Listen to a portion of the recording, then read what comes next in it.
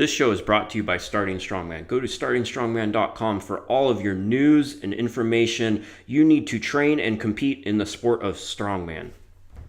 Go to store.startingstrongman.com for all of your training gear needs such as Giants Pro Figure 8 lifting straps, ebooks such as the Cube Method and Built by Mike Westerling, and go to strongmancoach.com if you're looking for personalized coaching from our team of qualified veteran competitors and coaches.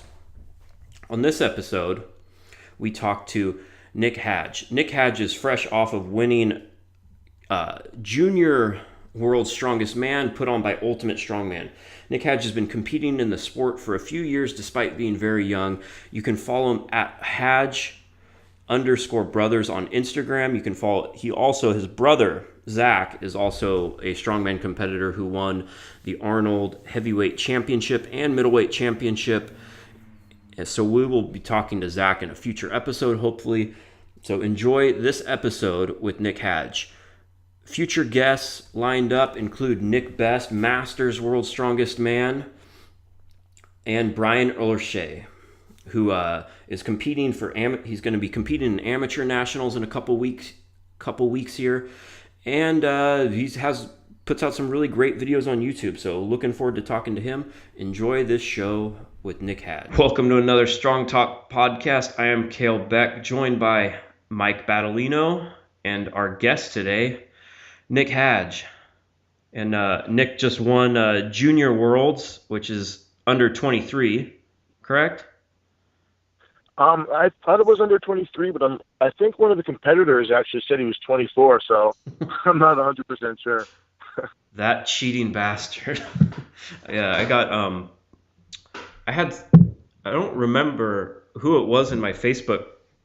Someone messaged me on Facebook. One of the other promoters, they were for some other junior contest, and they were talking about what specifies who's a junior. Do they need to be under 23, their birthday on the day of the contest or when they qualify?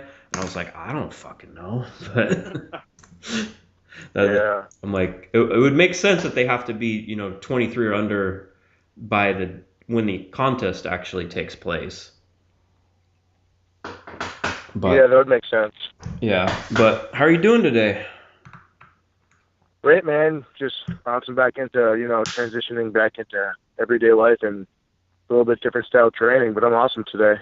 Yeah, and of course, you and your brother Zach train, together. You're kind of known like jointly in a way. and you guys kind of did that to yourself, having a joint Instagram account, which of course Hadge_brothers on Instagram. So you guys were training a bit yesterday, and he's getting ready for America's Strongest Man. Yeah, yesterday was his last training session, so that was a pretty fun time. It's all set to go. So is he competing heavyweight or middleweight? Yeah, no, he's heavyweight because ever since the Arnold Classic this past year, he's now a heavyweight professional. So that's where he's at. Yeah, might as well. So that's cool. That'll be cool to see. That was one of the questions that Mike and I were talking before we started, was if he was, because he has 2 cards now. So I'm gonna go. I'm not 100% sure, but I don't think he would even be able to compete in the latter class because he's a heavyweight pro. I'm not sure on that, but I know he's choosing heavyweight, so it's gonna be a lot of fun to watch. Yeah, I think Sean DeMarinis did both. He bounces back. He did a couple times. Yeah, because he has both cards. But so to go back a bit, how did you get started in strongman? Well, Zach is older brother, so he really led the way on that. I was still in high school when he was at Springfield College. That is where he met Rob Kearney. Everyone knows Rob, lightweight pro, going heavyweight, but they kind of found it together at Springfield College. Zach dabbled. He did like one powerlifting meet, and then was like, I love this lifting, because we had a background in football before this. So he originally went to college for football, and then after like a short amount of time, he realized that it wasn't for him. He just wanted to really lift. So powerlifting was the first avenue, and then we found strongman through there. So I was again still in high school at that point. So I mean, I was watching Zach do the powerlifting thing, and then he was like, "All right, listen, this is pretty awesome. We found something." So I was sold from the moment I heard it. Yeah, so you just basically fall in the footsteps. It's crazy because it seems right up in that area, and especially even that same college that Rob and Zach. It's like everyone sprung out from like the same town. It seems like. Yeah, it's pretty crazy. I mean, that's when we went to Lightning Fitness, South Windsor, Connecticut, owned by Pro Matt Mills. And at that time, it was a different location than it currently is. I mean, it was like the original Lightning Fitness. It was much smaller, and it was just like a little bit further down the block, down the street, and it was just kind of like all these strongmen starting up. And then that was before Lightning Fitness won the show. That was before Rob even won a show. So it was kind of crazy. I got to be friends with them and watch everybody kind of grow up and see all the cool things everybody's done. Yeah. So you started competing as a teen, then I imagine, right?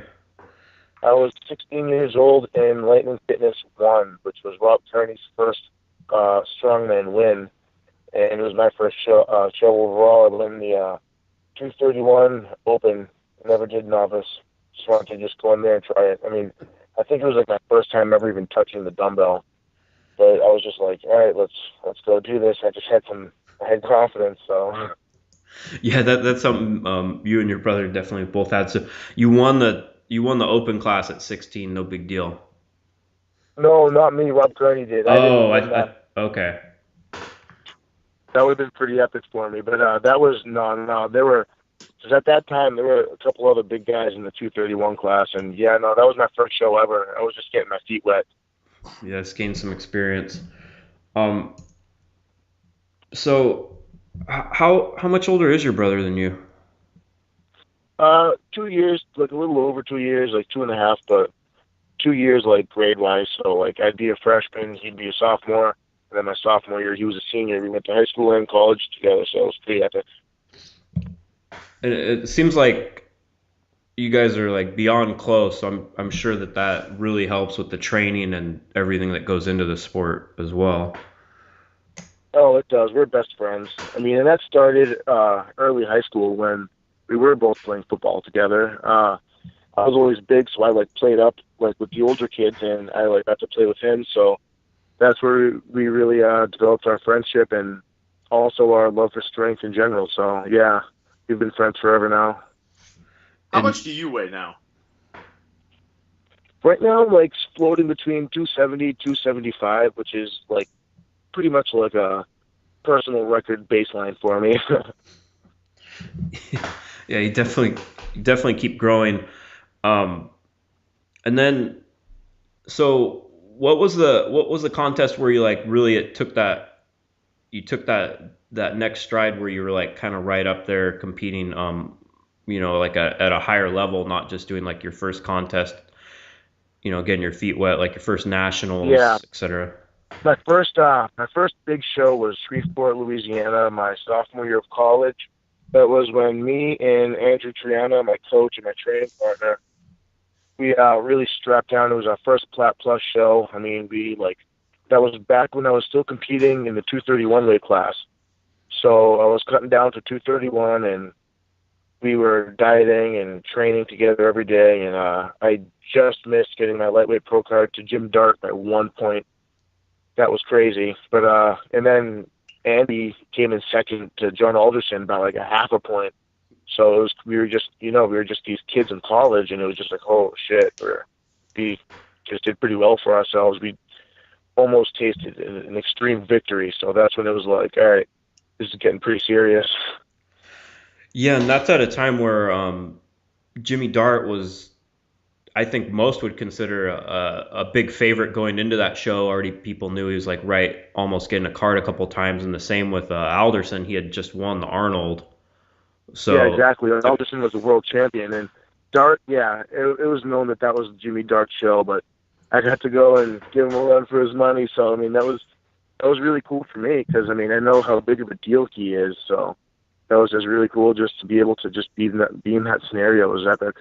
Yeah, and when you come that close to stiff competition, people go, "Oh, who are these people?" And I remember that's how I was with Triana. I was like, "Shit," like because Alderson's my good friend, and I know how good he is. I was like, "All right, so it's legit." So Yeah, then you were young too. We were like mhm. 18, 19 years old or something like that. That's nuts. So what advantages do you think there is competing at a younger age like that? Like I feel like strongman is the kind of sport where you almost need the kind of time because there's so many disciplines that you have to be good at to learn them all and just Hmm. get and strength takes a while to gain, but they're, being over 30 now, I can tell that like I feel way more like beat up after training than I did 5 years ago. So what are some of the advantages you feel like coming into the sport so young? Um, so I think there are advantages and disadvantages. I think I came in at a great time, and I was lucky enough to have awesome coaching, so I didn't overdo it, because I really do think that there is an age where it's too young. I feel like really young kids need to play everything, do everything, get that variability, develop in multiple ways. But the big advantage is just just developing the skill. I mean, you have your entire life to work on the strengths, but if you can work on the sports specific individual skill of whatever that event is, whatever that may be, like I got really good at dumbbell, whatever it may be, just if you work with that for so many years, it's something that's what you have under your belt. You just have more experience with things. So Yeah, definitely. And the and that's something I always try to tell everyone over and over again is when you're coming into it is it's less about especially if you're transitioning into strongman from a different sport or powerlifting or whatever, it's less about gaining strength in the implements. Is you need to learn the technical aspect of them first so you can apply whatever athleticism and strength you already have. That's like exactly, and I feel like that goes for almost any lifting in general. Like when I talk to people, they think that it's just all about like numbers and all that. And I'm like, here's my secret to getting strong. I kind of threw numbers out the window for a while, and like even to this day, I'll throw numbers out the window. And unless it's like I'm getting down to the wire specific training, this is what I got to do. But other than that, it's all about how it looks, what the form is, and just mastering the little things. Because in the end of the day, that's what it's all about: slow and steady gains and just mastering the little things. yeah, and then you don't have to go backwards sometimes because you've gotten so strong doing something inefficiently, and then sometimes you end up actually having to go backwards a bit because you're just going to plateau at that point, and you can't progress further, from a certain Exactly, point. because yeah, it's all about building that foundation. That You guys are definitely doing that. So I want to get into uh, junior worlds, of course, but how did you end up qualifying for this contest? wow, it was a pretty long road. It was so much fun. So nationals, USS nationals in June, and I qualified that in April. That was Dan Falcone and Maya held a show in Philly, and me and Andy, a few of us, we just kind of drove out to Philly and qualified for nationals. That's a wicked fun time. And then nationals came around, and it was like, all right, I'm pretty sure whoever comes in first place in the juniors division gets invited to Worlds. And I didn't even really know much about Worlds. I didn't even know if it was like definitely a thing. I Uh-huh. was just like, okay, I'm just going to go in there and do the best I can do. I mean, because I knew that nationals was heavy. I mean, junior nationals, we had the same weights as the super heavyweights. So Sure. it was. I knew I was in for a treat. Yeah, and there was a little different events compared to yeah, it's kind of weird how strongman is like that sometimes where you don't know like I think I'm going to do this show because I might qualify or something. Like it's kind of things aren't all the way hashed out with everyone involved, so they can't guarantee that it is, but they're working on. So sometimes it almost happens after the fact. Like Exactly. like when I put on California Strongest Woman, I knew for a while that contest, at least the winners in each division, were gonna be able to compete in a bigger show, but I wasn't allowed to say anything because things weren't worked out. And then of course, they ended up like it almost, and it's like, hey, by the way, you guys, you worked that hard, and now you all qualified for the strongest woman in the world contest for the top three. But I wasn't allowed to say anything because there's so many moving parts behind the scene. It's not quite all figured out.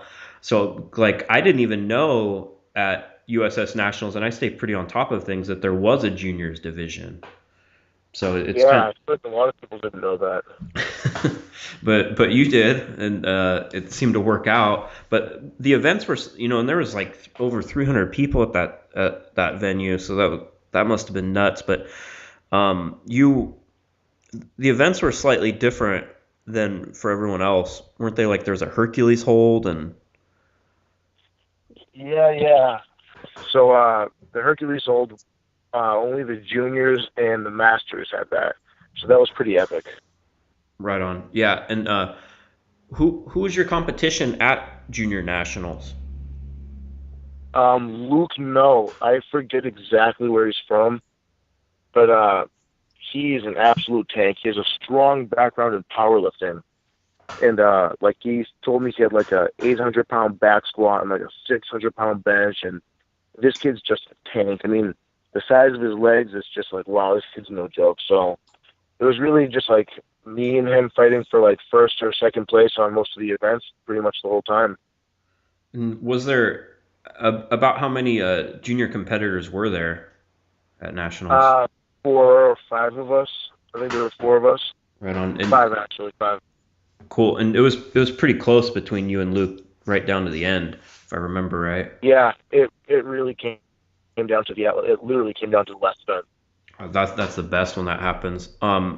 So by that point, did you know by the time like the awards banquet and everything happened that you were gonna get qualified for the Ultimate Strongman Junior Worlds from I winning? mean, I kind of knew, but I mean, then again, like I said, back in Shreveport, when I lost by a point, I was in second going into the last event, but I won the last event in Shreveport. So there was like a small period of time where I was like, wait a minute, I think I just won. Like, I think I just won my lightweight pro card. And then, like, when I found out I didn't, I came in second by a point. That Uh-huh. pretty much scarred me, like, forever. So I went to the banquet, and because it was the same scenario. It was me and this kid Luke going into the last event at Nationals, Atlas Stones, and I still beat him, but I was like, I don't know if that's going to be enough to take first, because you just don't know with the point spread and what's going on. So I had to wait at the banquet until everybody gets called up, and I was like one of the very last people to know. So it was stressful. It was crazy. Yeah. So yeah, and from what I hear, that banquet it was a late night. So was it That like was I literally don't think I got my award until like close to midnight. nice? But so yeah, you weren't sure if you won, but you knew at that point that if you did win, that you were gonna get an invite to the Junior Worlds, right? Yeah, Okay, cool. And so that took place a couple weeks ago up in where was it up in Canada? in Quebec.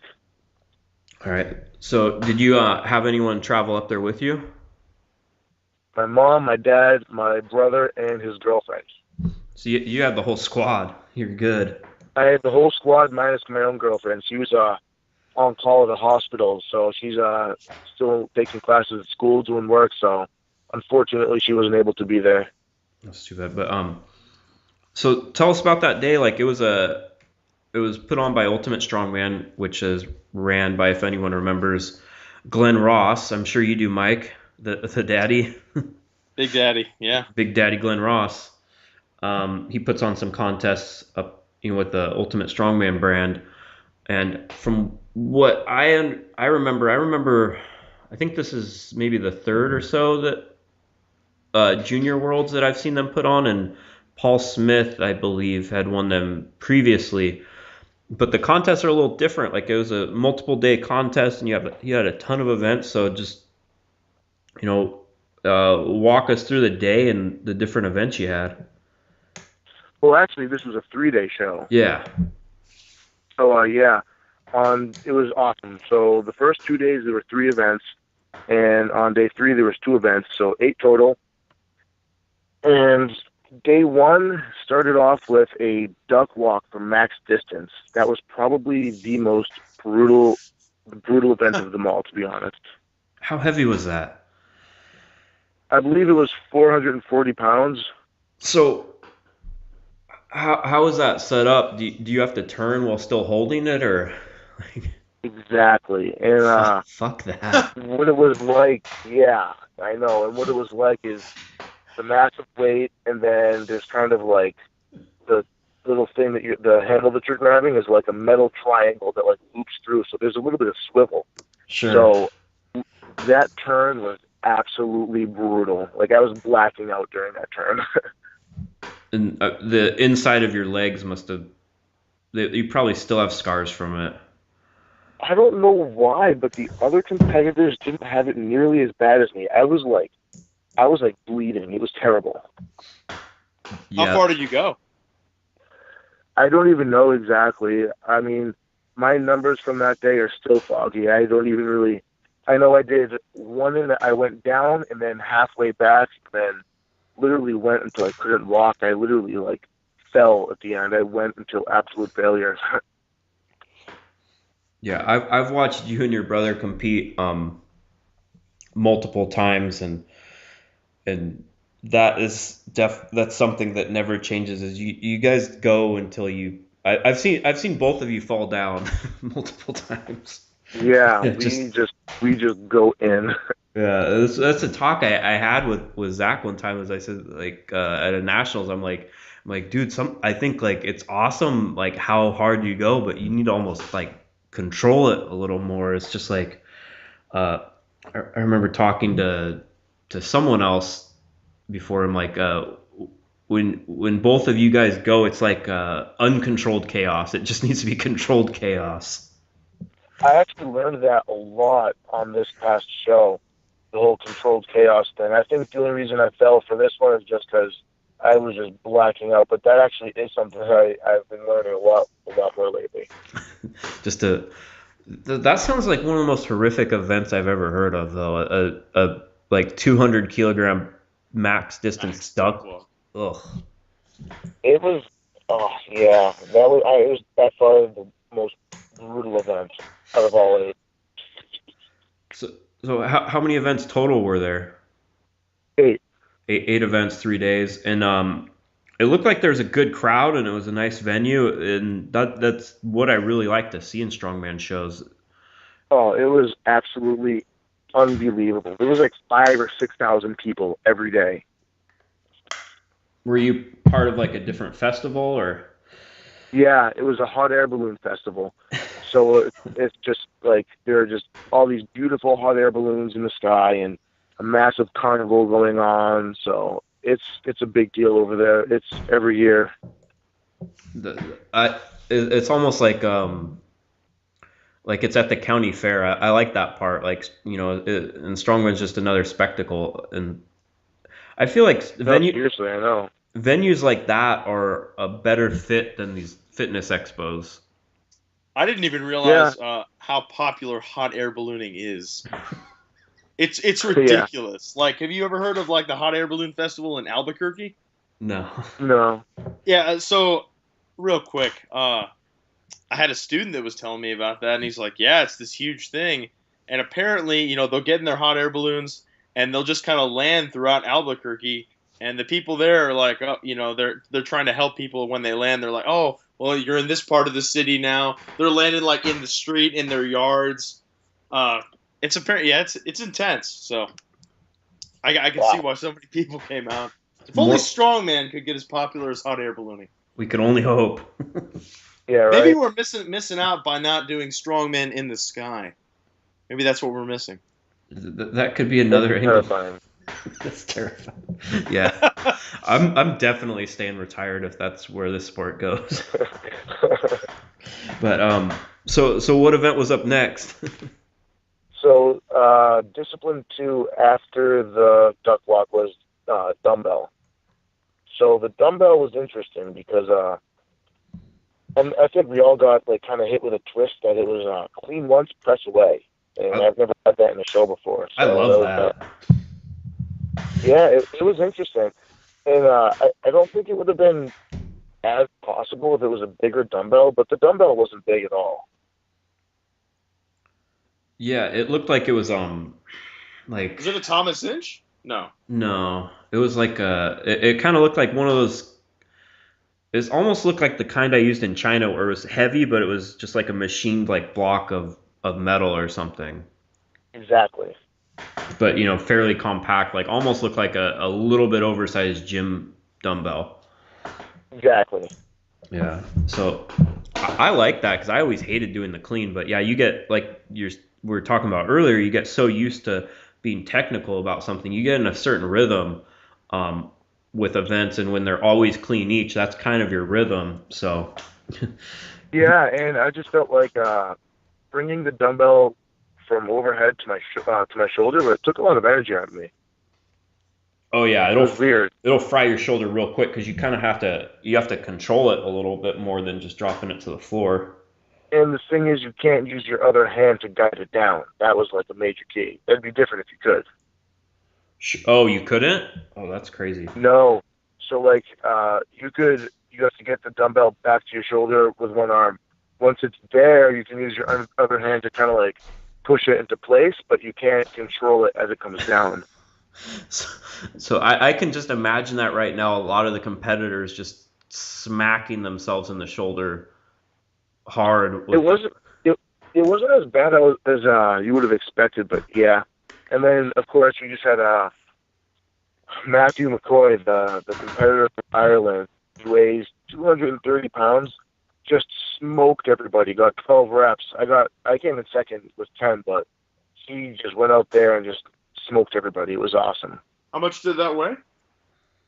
The dumbbell was 176 pounds. 176. So Thomas Inch weight, but not a replica. Yeah, that's interesting. That's one of those things where you find events are always kind of when someone starts promoting contests, they always end up putting in events that would have kind of favored them, even though they're not competing anymore. Because you could just imagine Glenn Ross back in the day just doing a non-clean, just kept strict pressing that dumbbell over and over.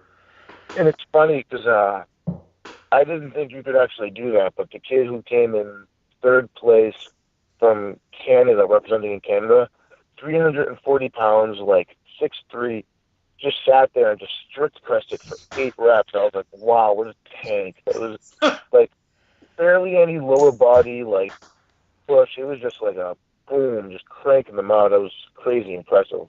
Yeah, I saw. I've never heard of him before, but I saw that he got like third at Junior Worlds, and he's a big kid. Yeah, he did an episode with CP Fletcher about like I think it was like a world record curling video or something like that. Uh-huh. He's originally from West Africa, but now he's representing Canada, and yeah, he's a freak. I guess he said that he deadlifted like 860 pounds like a few weeks before the show, but he hurt his back. I was like, whoa, that's insane. Yeah, he's if you want to look him up, it's Iron Bibby on like social media. I'm not sure what his real name is, but his real name is like Sheikh Sanu or something like that. Yeah. Yeah. Awesome. Definitely got to look that guy up. Yeah, he's just competing in like a big old gold chain the whole time. Yeah, and he came like that too. He rolled up in his white Hummer, and he had like big silver rings on all of his fingers, and it was the real deal. It was I feel like you could have made a movie out of some of the guys that were competing. There were some characters. Dude, I looked him up. He's bigger than Jerry Pritchett is. Like, he's standing next to Jerry. and making Jerry look kind of small, which is insane. And, Yeah, yep. he's a big guy, but you still ended up on top. Yep. Say, hey, I outweighs you by 65 pounds, but you won. Yeah, right. That's awesome. So there's some big boys. So after were you in first after the first day, or how did it all go down? Yeah, so after day 1, I was in first place. And then after day 2, I was in second place. Did was there certain events going into the contest that you were worried that you were like, I need? What were your thoughts going into the contest total? Like, did you feel like, of course you always want to have the shot, like, if you're going, you have to have the mentality that you're going to win, but I feel like it's a little different, this is your first international show, right? Yep, first one. So it's different where you kind of get used to competing at the same guys. So there's probably a lot of people you really didn't know about. Like I'd never heard about this guy before. Who took third, or people from all over the world. So it's a little harder to know how you're going to stack up. So what was your thoughts and goals going into the contest?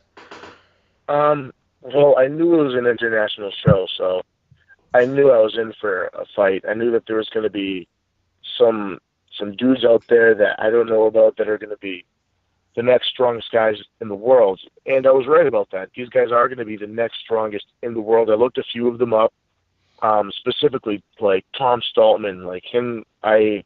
Someone like mentioned him to me. Was like, look this kid up, look this guy up, and he's like 6'9", 335, size 18 shoe. He's just a freak, like.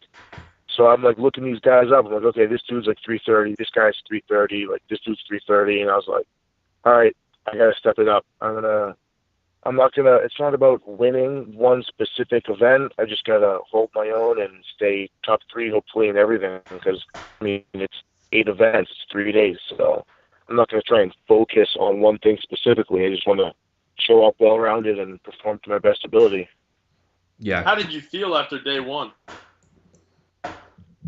Oh, after day 1, it was the craziest feeling ever. I was like, all right, I really do have a shot at winning this. I knew it wasn't going to be easy. I knew there was still, because after day 1, it's like, okay, you pretty much still have an entire strongman show to do. You still have 5 events, So, and not only that, you have 5 events, but now the target's on you. You're in first place. Everyone's going to want to take you off the throne. So it's like, all right. How about physically? After waking up, getting ready for day 2, yeah. I think I was still so on that mental high from it. I didn't really sleep well, honestly, because I was still holy shit, I'm in first. It was just all so crazy to me. And then I didn't really sleep well going into day 2. And then I woke up day 2, and we all went out to breakfast together. That was one of my favorite parts. We all ate together, so it was really cool. But I just wasn't hungry, and I was just I can't eat. I don't whatever. I'm just gonna go with it. But I think that not being able to eat really made a negative impact on my performance on day 2. Yeah, that definitely can, and it's hard, man, when you got all those nerves going and you're so excited. It's hard to calm it down, for sure. But True. So how did day 2 go? So day 2 was kind of all over the place. I won the first event, which was truck pull, and I was really going into that. I've never practiced with a truck to mimic it. I would always just have a tire at my back and pull that. So I was I was just gonna go. I ended up winning the truck pull, and I was like, all right, this is great. Next event, tire flip, I completely bombed it. I literally think I came in 11th out of 12th, which could have cost me the entire show. The tire that I was using was just a little bit smaller but heavier than what I was working with, and I think that paired with I think I was just on a nutrition level, I just didn't do the right thing that day, so I was just fried and confused, and it was just the second event on day 2 did not go well for me. Yeah, I saw the video on it. It looked weird. It looked like you couldn't get a good grip on it.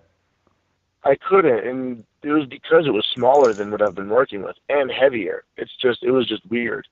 And then, I mean, the treads were like grooved in there nice, but it looks like I just like didn't know what to do with my hands. It was, it was pretty brutal.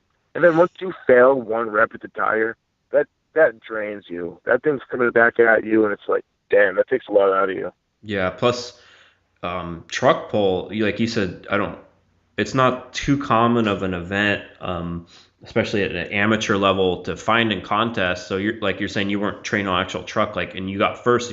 I'm sure you went all out. That's an extremely draining contest without eating anything, or like I've done truck pulls before, and I'm just done afterwards. Actually, after the truck pull, there were like at least 3 people who like were in back with an oxygen tank because they were just like so smoked from it. Like people were like dying on the truck pull. That was really, so just seeing that got my adrenaline up because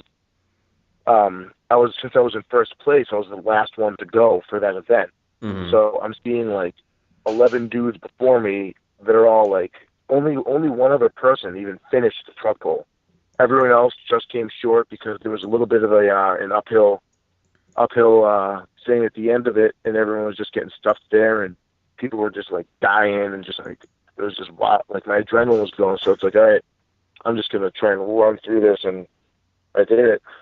Yeah, you know what you had to do, and then had a unfortunate performance on the tire. Was there another event on day 2?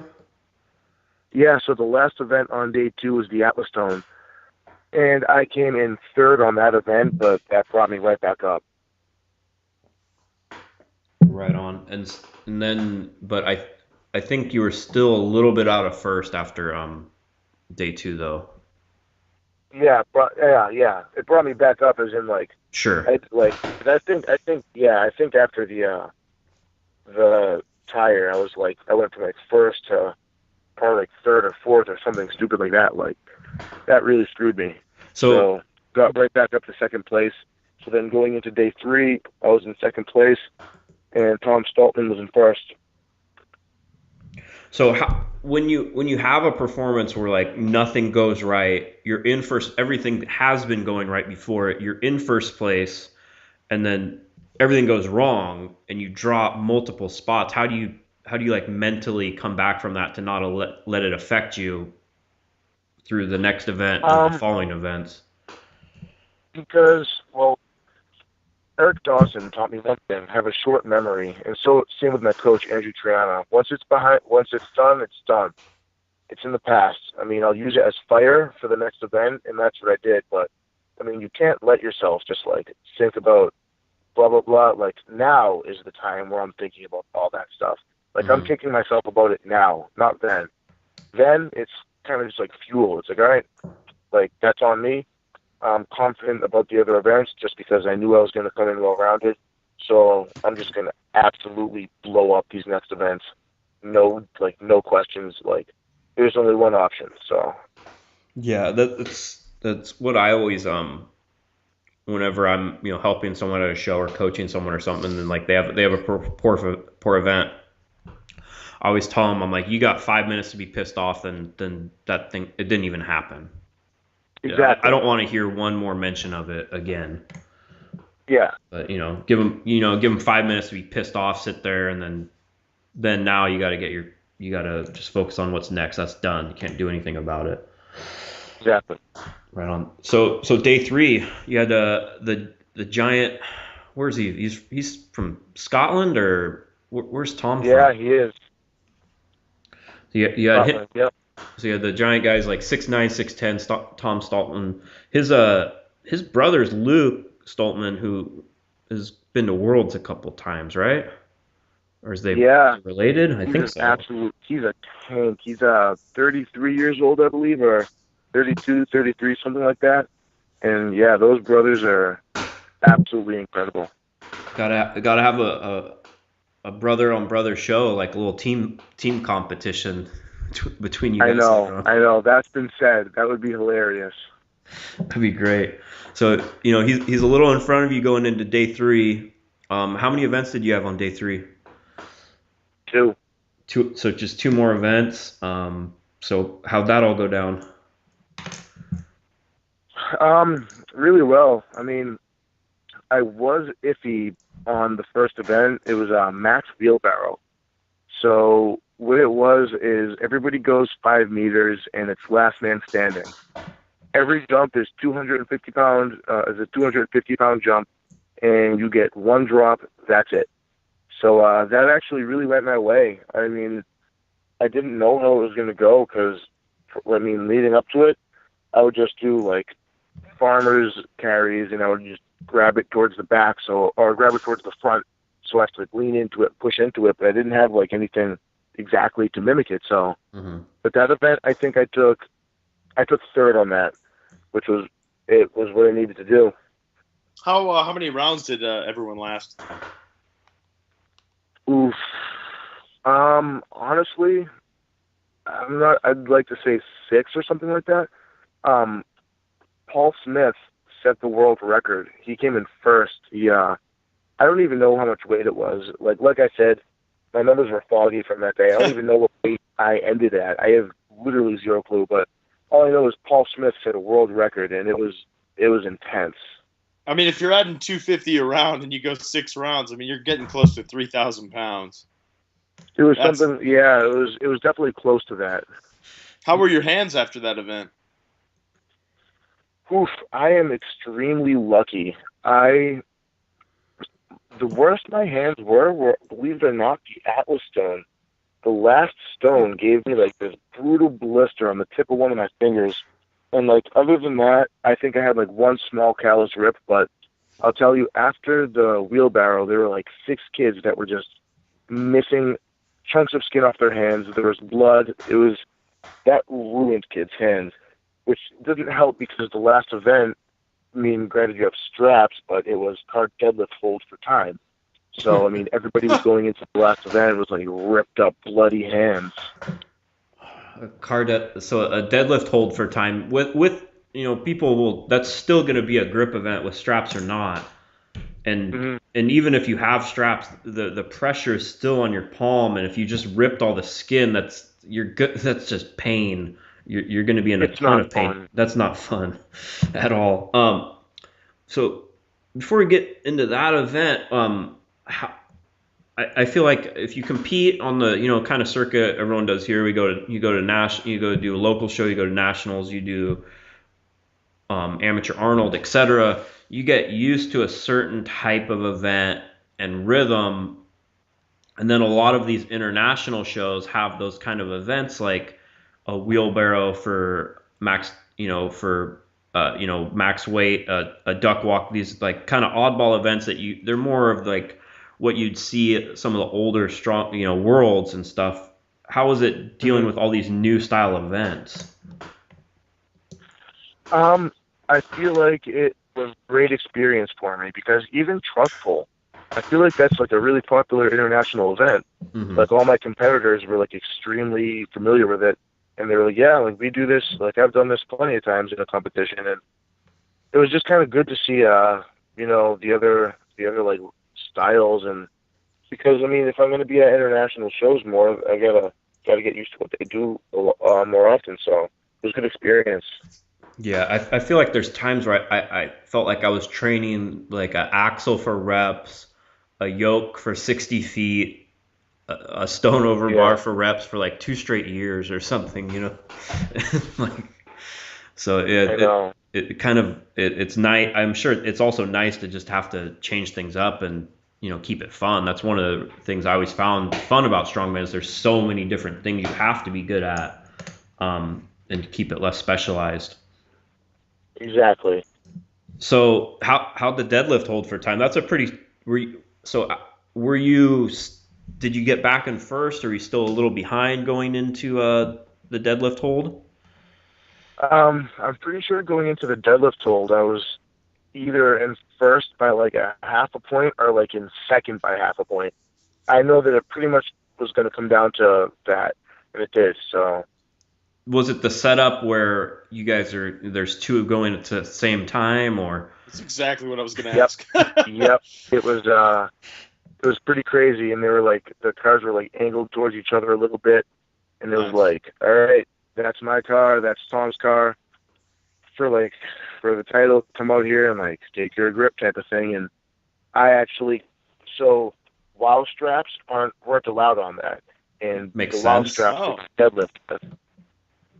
So I was like, uh-oh, I don't have any straps, but Terry Pritchett let me use his straps. So I think Jesus. that won me the whole show. It was Jerry's straps. He blessed these Yeah, straps. right. Like that was awesome. That meant a lot. Those That yeah, was sick. those same straps got air underneath 500 kilos, so I know. it's pretty cool. So was how long did that end up going? Like, what the hell's going through your head as you are with a whole different style of strap? You know, from a world record holder, you're using those, and you're looking over at your competition, and you know all it takes is you have to not drop it. It was crazy. I mean, honestly, what I was thinking of the most was my brother's frame hold from the Arnold, when that was when he won his pro card, and that's pretty much what I was thinking. Because I'll never forget that, just watching Zach on the main stage, and it's just like, all right, holding the frame for time, and that's pretty much like the image that was in my head while I was doing it. I was just like picturing Zach, and that was it. Yeah, that's pretty cool. It's the same kind of feeling. You're like, all right, you got to go up there. Still one of the smaller guys. Yeah, that was. I don't think I'll ever forget that when Zach did that. That was crazy. But equally, That's special. you just had to get it done. So, how long did you guys end up going? Was it where you were like almost on the verge of quit? Like both of you were on the verge of quitting, or was it? Well, I think I'm not sure the exact. I think I went like close to a minute and a half, but he dropped it like I think a little bit more past like the halfway mark of when I had dropped it. So Okay. he dropped it, and I knew that like I still like I just wanted to hang on just to like solidify the fact that like no one else is gonna like creep up and point somehow. I don't know. Sure. I was just holding on to that thing, just basically loving every second of the fact that I think this is it. Like the whole journey is going to come down to this one last squeeze, and I was just kind of loving every second of it. So I held it until I couldn't hold it anymore. It was still failure for me. Nice. But yeah, it was a solid. It wasn't you were solidly ahead in that event. So that's Yeah, but I didn't. I beat Tom, but I didn't come in first on that event even. sure. Matthew McCoy, that absolute animal. He's just so impressive. He got like 2 minutes and 3 seconds. That's crazy. Who was? Whoa. That's like Whit Baskin status. Whit Baskins, that's exactly what I was thinking of. I think he was like 17 seconds from the world record on the deadlift hold. Crazy. So you just you win junior worlds. I think the whole concept of the junior division, but also having like a actual like worlds, and you're in front of 5,000-6,000 people. I think it's really cool because it like what better way to see who's going to be the next competitors at the Arnold Classic, the worlds, etc. You get to learn about people like yourself and Tom and the guy, all these other competitors that are going to come up. So I think it's really cool and something that people should pay attention to, because these are the guys you're going to be seeing in the upcoming years, trying to break into the ranks. So do you know if there's any other junior contests like that coming up, or it's just pretty much worlds? You just go to nationals. I think. Are you a year out of junior now? Are you still eligible next year? Yeah, I mean I'm 22 years old, so Okay. yeah. So you could try to defend it. Is that a goal next year to defend the title? Honestly, I'm not completely sure. I mean, if the time comes around and it's like something I'm interested in, then yeah. But I mean, honestly, as of right now, I don't think I'm going to. I mean, I think that was such an incredible experience. Like I will literally never forget any of it for the rest. It was such a good moment. I don't think it could ever even I don't even want to try and do it again. I think I just want to try and move up to the big boys, go with the men's open. But I mean, like I said, who knows? Yeah. So what is next? That's the question, really. Yeah, no, I'm not even 100% sure. So right now, my training, I'm just kind of starting from square one again. Just doing basic patterning, just setting a foundation, because I feel like my basic foundation was really what helped me be successful in this show. Just doing the little things, like the nitty gritty that no one wants to do. It's like, I'm not going to go in there and hit heavy weight necessarily. I'm going to be doing a ton of body weight stuff or corrective exercises or lightweight high reps. So starting from scratch again. So that's where I'm at now.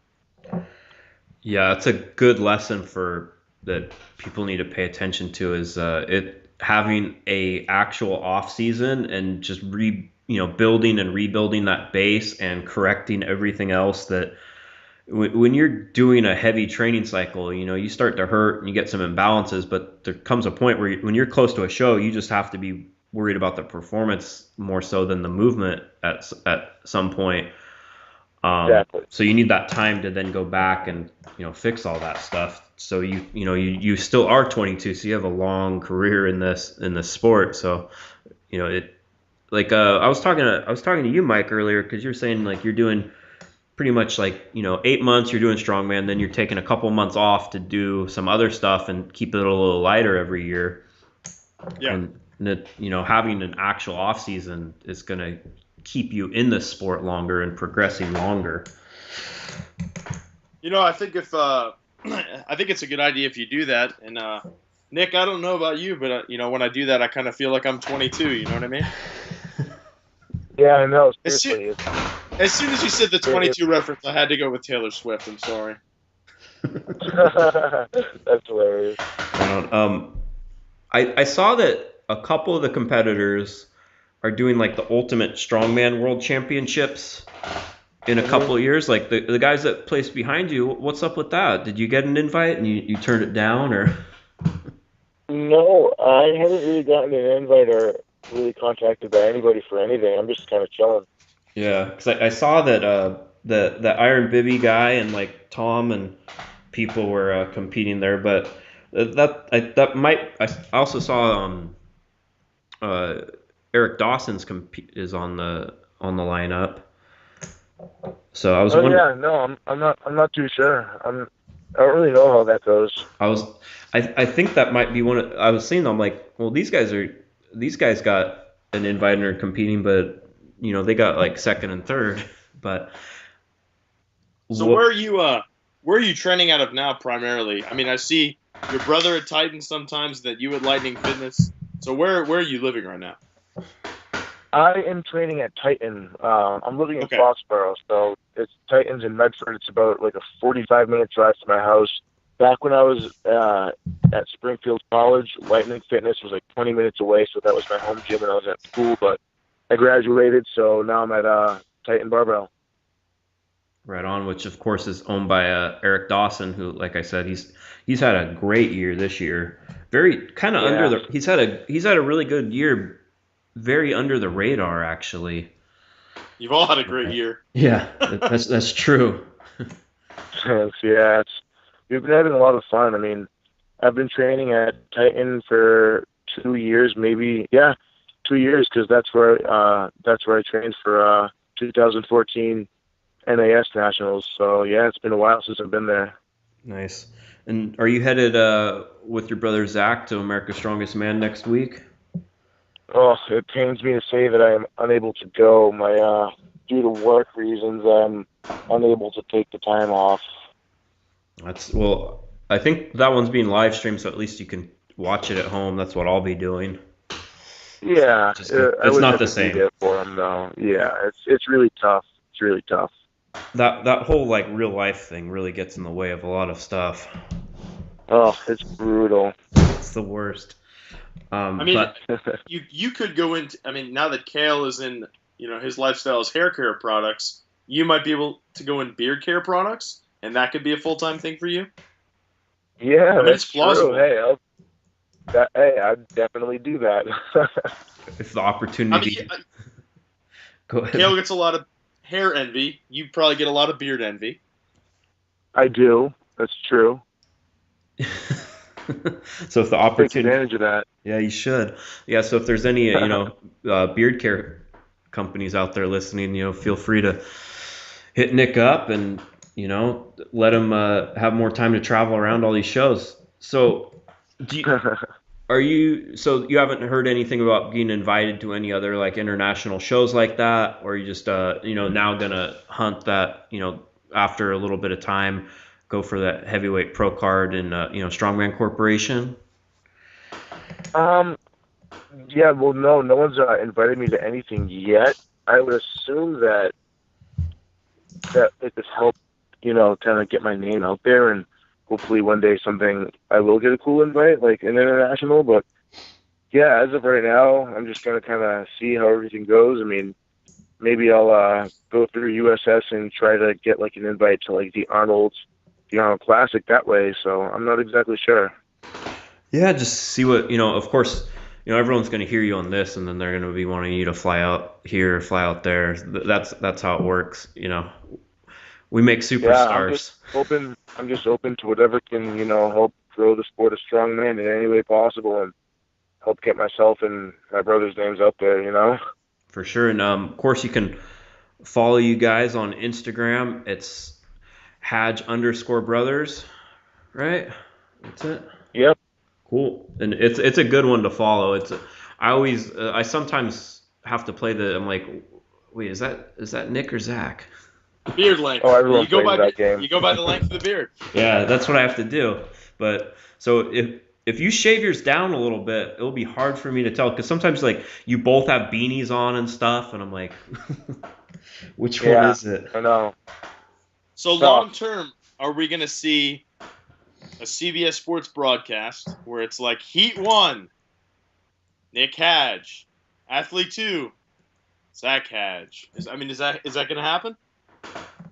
I mean, that's been our goal for years. You never know where life's going to take you, I suppose, but that's what we're currently fighting for every day. So that'd be a dream come true. That'd be sweet. If Glenn messages me again and talks to me about stuff, this is what I'm going to mention to him. When he has that team, the Ultimate Strongman Team Championship, he needs to invite both of you out there. That's what I think would be really cool. That would be epic. Yeah, I'll mention it. And put him against Luke and his brother. Luke and Tom. I think Luke and Tom have done it. Oh, okay. Yo, and Glenn, Zach was there, so Zach met Glenn. I bet he would love that. He would love that idea. Yeah, you gotta put it out there. Let them know, and go over to England and compete against like Eddie Hall and Mark Felix are on a team and stuff. But that'd be a dream come true. They might be strong, but they don't have that brotherly unity of working together. Yeah, it's true. That's what I want to see. I'm putting it out there right now. We need to get the Hadge brothers out to the team championship. You heard it here first, folks. All right.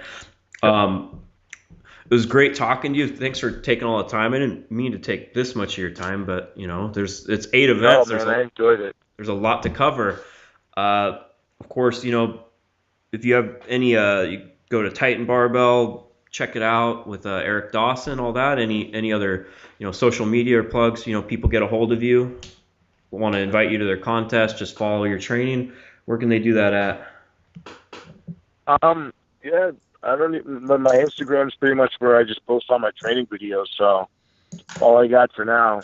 Yeah, Instagram's the best way. It's Hadge_brothers again. You can follow, of course, at Starting Strongman, and follow Mike at Chronos Strength. This is Strong Talk. Make sure to go on iTunes, hit subscribe, give us a 5-star rating. I realize that the last review on iTunes was from January, so that's pretty bad. Since we're actually doing the show again, if you're listening, go on there and put it out there. That's how it moves up in the ratings above other health and fitness podcasts about running marathons and stuff like that. So I need to get Strongman in more people's ears. Give a 5-star rating and review on iTunes. And thanks for listening, and thanks for talking to us. Thanks, man. It's been an honor.